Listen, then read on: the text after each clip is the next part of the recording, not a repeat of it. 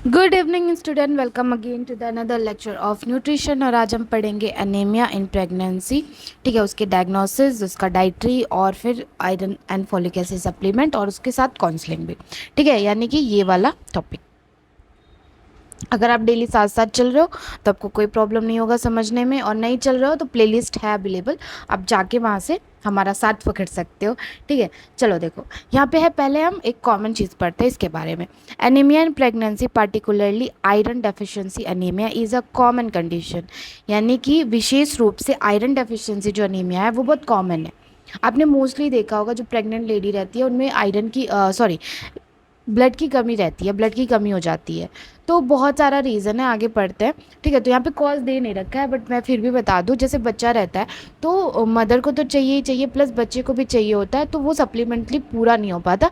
इसकी वजह से अनीमिया का होने का चांसेस रहता है। दूसरी बात, हमारे इंडिया में जो बहुएँ रहती हैं उन पर उतना ध्यान नहीं दिया जाता, स्टार्टिंग से नहीं ध्यान दिया जाता, इसकी वजह से भी दिक्कतें होती हैं। ठीक है, उसके साथ है मेंस्ट्रुएशन साइकिल चलता है, हर मंथ में चलता है, तो उसकी वजह से पहले से ही ब्लड लॉस रहता है, उसकी वजह से ये फिर आगे चलने लगते हैं। तो बहुत सारे कारण है। इंडिया का डाइट भी वैसा है, बैलेंस डाइट नहीं होता है, तो इसकी वजह से। ठीक है, ये सारे कॉजेज़ हैं। यहाँ पे देखो, that can negatively impact both, दोनों को इम्पैक्ट कर सकता है, मदर को भी एंड डेवलपिंग फीटस को भी। यानी जो अंदर जो बेबी होता है उसको फीटस बोलते हैं। ठीक है, जब निकलता है तो उसे इन्फेंट बोलता है। ये शब्दों का जो गेम है उसको समझा करो। फीटस कौन होता है? जो मदर के पेट में बच्चा है उसको फीटस बोलते हैं। जब वो बाहर निकला इन्फेंट बोलते हैं। जब वो बाहर निकलते तो उसको न्यू नेट बोलते हैं 28 दिन तक। उसके बाद हम उसको 1 मंथ से 1 साल तक इन्फेंट बोलते हैं। तो ये सब पूरा खेल समझा करो, ये जब आप पीडियाट्रिक पढ़ोगे तो उसमें ज़रूरत पड़ेगी। ठीक है, तो उसकी डायग्नोसिस क्या होती है? एनीमिया के डायग्नोसिस में क्या क्या इन्वॉल्व होता है? ब्लड टेस्ट, सबसे बड़ी चीज़ है ब्लड टेस्ट। आपको एनीमिया का पता करना है तो ब्लड टेस्ट ही पता करोगे। ठीक है, उसमें क्या, ब्लड टेस्ट में भी बहुत तरह का टेस्ट आता है, जैसे हीमोग्लोबिन टेस्ट कर लिया, हिमेटोक्रिट चेक कर लिया, तो ये सारी टेस्ट हम करते हैं। और मैनेज किस तरीके से करते हैं? डाइट को चेंज करके, डाइटरी को चेंज करके, आयरन फॉलिक एसिड का सप्लीमेंट दे के, और साथ ही साथ उनको काउंसलिंग भी देनी पड़ती है कि उनको पता चल पाए उनको प्रॉब्लम क्या है, कैसे वो सही होगा। ठीक है, डायग्नोसिस में देखो, पहला डायग्नोसिस क्या है? Blood test, simple blood test. बस ब्लड टेस्ट में हम क्या करेंगे? हीमोग्लोबिन चेक करेंगे एंड हिमेटोक्रिट चेक करेंगे। ठीक है, दोनों का लेवल चेक करेंगे during the first prenatal visit. यानी जब हम पहली बार हॉस्पिटल विजिट करते हैं ड्यूरिंग प्रेगनेंसी, उसी टाइम पे हम ये दोनों टेस्ट कराते हैं। हीमोग्लोबिन टेस्ट क्या होता है? आयरन रिच प्रोटीन का टेस्ट होता है। ठीक है, रेड ब्लड सेल में हीमोग्लोबिन का जो टेस्ट है, हीमोग्लोबिन जो ग्लोबिन है ना, वो पूरा का पूरा प्रोटीन है, आयरन रिच प्रोटीन है। तो उसमें हम क्या करते हैं? रेड ब्लड सेल में हम चेक करते हैं कि आयरन रिच प्रोटीन है या नहीं है हीमोग्लोबिन में। ठीक है, उसके बाद है हिमेटोक्रिट। हिमेटोक्रिट में क्या करते हैं? मेज़र करते हैं परसेंटेज में, आरबीसी में परसेंटेज में ब्लड का हम नापते हैं। मतलब क्या है? ये भी एक तरह का टेस्ट है, पहली बात। दूसरी बात, ये प्रोपोर्शन का टेस्ट करता है आरबीसी में कि कितना आपके पास ब्लड है और कितना परसेंटेज, फिर उसको परसेंटेज में हम दिखा पाते हैं। ठीक है, कि जो ब्लड है उसमें कितनी आरबीसी है। बेसिकली आरबीसी में ही आयरन आपको मिलेगा जो आपके पूरे ब्लड को मेंटेन करके रखेगा। ठीक है, नेक्स्ट है फेरेटिन टेस्ट। अब फेरेटिन क्या है? फेरेटिन एक तरह का क्या है? प्रोटीन है जो आपके आयरन को स्टोर करके रखता है और जब ज़रूरत पड़ती है तो उसको बाहर निकालता है। तो फेरेटिन को भी टेस्ट करना ज़रूरी है। Major iron store in body, यानी क्या करता है फेरेटिन? क्या करता है? आयरन को स्टोर करके रखता है एंड व्हेन वी नीड उसको रिलीज़ करता रहता है। तो इसका भी टेस्ट करना ज़रूरी है। अगर फेरेटिन के अंदर अगर सफिशिएंट अमाउंट में आयरन नहीं है तो जाहिर सी बात है एनीमिया होगा। ठीक है, नेक्स्ट है आपका लो हीमोग्लोबिन एंड हिमेटोक्रिट। ठीक है, ये क्या है? इंडिकेटर है एनीमिया का। अगर आपका लो हीमोग्लोबिन है और हिमोक्रिट है तो ये एक तरह का इंडिकेटर है, ये एक तरह का दिखाता है कि किसी पर्सन को एनीमिया है, स्पेशली फॉर प्रेग्नेंट वुमेन। ठीक है, नेक्स्ट है फेरेटिन लेवल का बिलो हो जाना 12 माइक्रोग्राम पर डीएल से, यानी 12 से कम नहीं होना चाहिए। अगर 12 से कम है तो वो एनीमिया वाली प्रेग्नेंट वुमेन होती है। इसमें सजेस्ट करना है कि आयरन डेफिशिएंसी एनीमिया, यानी कि ये जो बताता है ये आयरन डेफिशिएंसी, क्योंकि फेरेटिन क्या करता है? आयरन को स्टोर करके रखता है, और आयरन का जब फेरेटिन कम है तो जाहिर सी बात है आयरन भी कम रहेगा। ठीक है, तो उसकी वजह से ये प्रॉब्लम होती है। डाइटरी मैनेजमेंट में क्या करेंगे? पहला तो आयरन रिच फूड लेना है, इंक्लूडिंग लीन रेड मीट, ठीक। उसके साथ हम पोल्ट्री लेंगे, ठीक है, फिश हो गया, यग हो गया, ड्राई बीन्स हो गए, आयरन फोर्टिफाइड ब्रेकफास्ट सीरियल्स हो गए, ये सब कुछ हम लेंगे आयरन रिच फूड में, ठीक है। Food that enhance iron absorption, ऐसे भी फूड लेंगे जो आयरन के ऑब्जर्प्शन को बढ़ाए। आप कितना भी आयरन खा लो, लेकिन अगर आपकी बॉडी में आयरन का ऑब्जर्प्शन नहीं होगा तो कैसे रेड ब्लड सेल बनेंगे। तो विटामिन सी रिच फूड क्या करता है, आपके आयरन को अब्जॉर्व करने में हेल्प करता है। आयरन रिच वो जो आप फूड खाते हो उसमें से आयरन को निकाल निकाल के स्टोर करने का काम करता है, जिसको देना होता है उसका काम करता है। तो जाहिर सी बात है हमें इसका भी ध्यान रखना है कि हम इन्हांस करें आयरन ऑब्जर्प्शन फूड का भी, ठीक है, कि जो आयरन को ऑब्जर्व करे। उसमें क्या आएगा, विटामिन सी रिच फूड। और जिस सिस्टिक फूड जो होता है वो होता है खट्टे फूड जो हमको टैंगी लगते हैं, जैसे ऑरेंज हो गया, लेमन हो गया, लाइम्स हो गया, आपका ग्रेप फ्रूट्स हो गए, ये सब कुछ मतलब क्या होता है, खट्टे होता है ना, तो इसकी वजह से ये होता है। उसके साथ फ्रेश होना चाहिए। एंड रॉ वेजिटेबल भी आपका काम करता है आयरन ऑब्जर्प्शन में, okay. Foods rich in folate, अब फॉलेट क्या होता है, फॉलेट आपका विटामिन 9 होता है, ठीक है, विटामिन B9 होता है, जो कहाँ पे आपको मिलेगा, डार्क ग्रीन ग्रीन वेजिटेबल्स में मिलेगा, ड्राई बीन्स में मिलेगा, और उसके साथ साथ जम में भी मिलेगा, एंड ऑरेंज जूसेस में भी आपको क्या मिल जाएगा, फॉलेट मिल जाएगा, ठीक है, फॉलेट।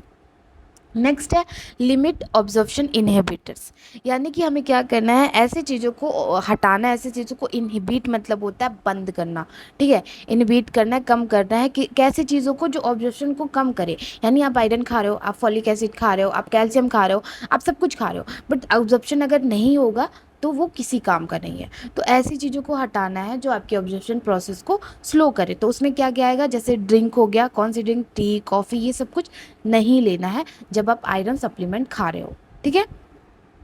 चलो, अब है iron and folic acid supplement. आपके सिलेबस में ये दोनों टॉपिक था ना। Iron and folic acid supplement में क्या है, रिकमेंडेड आयरन इनटेक, यानी कि कितना आयरन हमें इनटेक करना है, 27 milligram per day during pregnancy, ठीक है। प्रेगनेंसी के टाइम पे 27 मिलीग्राम आपको डेली का डेली आयरन इनटेक करना है, ठीक है। आयरन सप्लीमेंट क्या है, may be prescribed if dietary intake is insufficient.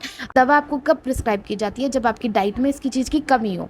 आपको कैल्शियम कब खाना होता है, जब आपकी फूड से आपको कैल्शियम नहीं मिल रहा है। कोई भी दवा हम मल्टीविटामिन खाते हैं, क्यों खाते हैं, जब हमें फूड से अपने वो चीज़ें पूरी नहीं होती, तो इस वजह से हमें ये सजेस्ट किया जाता है। फॉलिक एसिड कैसे है, crucial for the prevention of neural tube defect and should be taken before and during pregnancy at least 40 mcg daily. इसका क्या मतलब है, फॉलिक एसिड जो होता है ना, वो न्यूरल ट्यूब डिफेक्ट, एक बच्चे के अंदर बहुत कॉमन सी बीमारी होती है न्यूरल ट्यूब डिफेक्ट, ये न्यूरल प्रॉब्लम है, बहुत ज़्यादा प्रॉब्लम हो सकती है, इसी वजह से फॉलिक एसिड मस्ट है। अब किसी भी प्रेग्नेंट वुमन के पास जाओ, उससे पूछो, उसके मेडिसिन को चेक करो, उसमें फॉलिक एसिड 100% रहता है, क्योंकि भले वो न्यूट्रिशन में ले रही है, भले वो न्यूट्रिशन में उसका फुली फॉलिक एसिड हो रहा है, बट कैसे वो पता चलेगा, ठीक है। तो इसकी वजह से लेना पड़ता है। और एक तो न्यूरल की प्रॉब्लम हो जाती है तो कोई रिस्क नहीं लेता, डॉक्टर, फैमिली, प्रेग्नेंट वुमेन, कोई नहीं रिस्क लेता कि कोई दिक्कत नहीं होना चाहिए बच्चों को। तो ये मस्ट होता है फॉलिक एसिड, ड्यूरिंग प्रेगनेंसी में ज़रूर इनटेक करना चाहिए, अर्ली प्रेगनेंसी में भी टेक करना चाहिए। अर्ली प्रेगनेंसी मतलब कि जब एक वुमेन का मैरिज वगैरह हो जाए, जब वो उस प्रोसेस में जाए, तब से उसको लेना ज़रूरी हो जाता है। कितना, 400 माइक्रोग्राम पर डेली लेना चाहिए, ठीक है। नेक्स्ट है प्रीनेटल विटामिन। प्रीनेटल विटामिन मतलब generally consider iron and folic acid. Iron and folic acid भी विटामिन की तरह काम करता है, तो हमें इसका भी सप्लीमेंट पूरी तरीके से लेना चाहिए, ठीक। अब देखो काउंसलिंग क्या क्या देंगे। काउंसलिंग क्या होता है, किसी को समझाना, किसी को समझ के फिर उसको समझाना, ये होता है काउंसलिंग। और काउंसलिंग कोई भी कर सकता है, एक नर्स कर सकती है, एक डॉक्टर कर सकता है, एक नॉर्मल इंसान भी कर सकता है, कोई भी कर सकता है। तो हर चीज़ का काउंसलिंग होता है। अगर आप बहुत डिप्रेस फील कर रहे हो, एंजाइटी फील कर रहे हो, उसकी भी काउंसलिंग होती है। तो यहाँ प्रेग्नेंट वुमेन को काउंसलिंग देना है। काउंसलिंग किस चीज़ का देना है, एजुकेशन अबाउट एनीमिया, हमें उसे बताना है एनीमिया के कॉजेज़ क्या है, रिस्क क्या है, और कैसे आप इम्पोर्टेंस उसको दो कि वो ट्रीट हो पाए, अच्छे से उसको ट्रीटमेंट हो पाए, आपके बच्चे पे क्या इफेक्ट पड़ेगा, सब कुछ उसको बताना है ओपनली, ठीक है। नेक्स्ट है डाइटरी गाइडलाइंस, उसकी डाइट को देखना है, उसकी डाइट को समझना है, पर्सनलाइज एक एडवाइस देना है कि आप ये चीज़ें इन्हेंस करो, ऑब्जर्वेशन को ध्यान दो, फूड इनटेक को ध्यान दो, इस सबका ध्यान दो। सप्लीमेंटेशन, सप्लीमेंटेशन मतलब होता है explain the important intake, prescribe iron and folic acid, how manage side effect. इसका क्या मतलब है, जो डॉक्टर प्रिस्क्राइब करके आपको सप्लीमेंट दे रहे हैं उसको ज़रूर से ज़रूर लीजिए, और अगर आपको कोई साइड इफेक्ट लगे तो उसको डॉक्टर को फिर बताइए, और अपने आप से कैसे आप मैनेज भी कर सकते हो, क्योंकि बहुत कॉमन से जैसे कुछ साइड इफेक्ट होता है जो सबको पता होता है, तो उसको कैसे आप मैनेज कर पाओ उसे भी उचित बतानी है। ठीक है। फॉलो अप में है schedule regular appointment to monitor progress and adjust treatment as needed, यानी कि फॉलो अप बताते रहना है, यानी कि उनको हर एक 2 महीने पे, हर महीने पे बुलाते रहना है हॉस्पिटल में, और उनको समझाना है कि प्लीज़ आप आइए आइए, आपके बच्चे आपके लिए बहुत ज़्यादा ज़रूरी है, कि किस तरीके से आपका प्रोग्रेस है, किस तरीके के आपके ट्रीटमेंट का प्रोग्रेस है, किसी चीज़ की ज़रूरत नहीं है, सब अच्छा चल रहा है, सबके लिए आपको ज़रूरत है। दूसरा सबसे बड़ी चीज़ है, लास्ट चीज़ है सपोर्ट। सपोर्ट कोई भी दे सकता है, एक नर्स दे सकती है, डॉक्टर दे सकती है, इवन फैमिली, हस्बैंड जो भी है वो दे सकता है। Offer emotional support, pregnant women को इमोशनल सपोर्ट की बहुत ज़्यादा नीड होती है, ठीक है, क्योंकि उस टाइम पे बहुत सारे हार्मोन का पूरा डिसबैलेंस होता रहता है इसी वजह से। ठीक है, तो उनको सपोर्ट देना है, addressing any corner of anxiety, कुछ एंजाइटी सा लगे कंसर्न करना है उनको कि आपको कोई एंजाइटी लग रहा है related to anaemia during the pregnancy. तो हम यहाँ पे जब अनीमिया का पढ़ रहे थे तो अनीमिया के बेस पे पढ़ रहे हैं, बट प्रेग्नेंट वुमेन को बहुत तरह का आप काउंसलिंग दे सकते हो। ठीक है, तो अगर आपके एग्ज़ाम में है तो थोड़ा सा और बढ़ा के लिख देना कि प्रेग्नेंट वुमेन को और कौन सी हम काउंसलिंग दे सकते हैं। उसको हम एक्सरसाइज करने के लिए बोल सकते हैं, उसको हम कैसे एक बच्चे के आने के बाद जो खुशी होती है वो सारी चीज़ उसको बता सकते हैं ताकि वो मोटिवेटेड रहे। उसको ब्रेस्ट फीडिंग के बारे में बता सकते हैं ताकि वो तैयार रहे। तो आपको जब आए एग्ज़ाम में थोड़ा सा अपना बुद्धि खोल के, दिमाग खोल के लिखना स्टार्ट करना। ठीक है, मैंने इतना बताया क्योंकि मैं एक नोट्स की तरह बताती हूँ, मैं नहीं चाहती हूँ मैं पूरा बुक लेके आऊँ और पूरा पढ़ाऊँ। एक छोटा सा रहता है जो इम्पोर्टेंट है, उसके बाद आप खुद अपना दिमाग ओपन करके चीज़ों को बढ़ाओ, कंटेंट को बढ़ाओ और उसको लिखो। ठीक है, तो ये हो गया आज का लेक्चर कंप्लीट। ठीक है, अभी आपको 7 बजे एक और लेक्चर मिल जाएगा, nutrition in lactation, nutritional requirement. Lactation मतलब होता है कि जो मदर फीडिंग कराती हैं, तो हम इसको कल पढ़ेंगे। Thank you so much for watching this video, thank you so much for joining this lecture. और बहुत बच्चे रेगुलरली पढ़ते रहते हैं तो उनको तो बहुत बहुत थैंक यू। और जो बच्चों को ऐसे रेंडमली ये वीडियो मिल गए तो प्लेलिस्ट है, आप जाके ज़रूर देखना। एंड मैं बहुत दिन बाद बोल रही हूँ, do like share subscribe, and please थोड़ी सी कदर कर लिया करो, एक हार्ड वर्क तो दे के जाया करो। Thank you, bye bye, good night.